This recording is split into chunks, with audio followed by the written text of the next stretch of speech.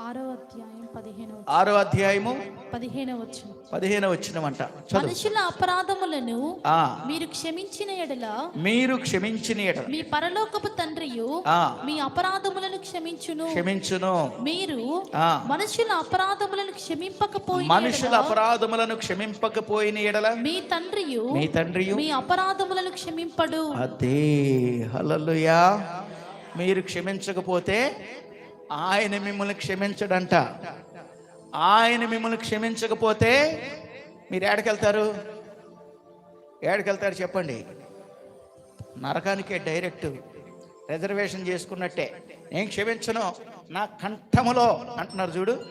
వాళ్ళందరూ ఏడకెళ్తారంట? నరకానికే. Tourist bus ఎక్కి ఊటీ వెళ్ళినట్టుగా వాళ్ళందరూ నరకానికే. క్షమించలేని వాళ్ళందరూ. క్షమించటం అనేది నీ అవసరం అమ్మా. మనమందరం ప్రభువుకి స్తుతి చెబుదాం.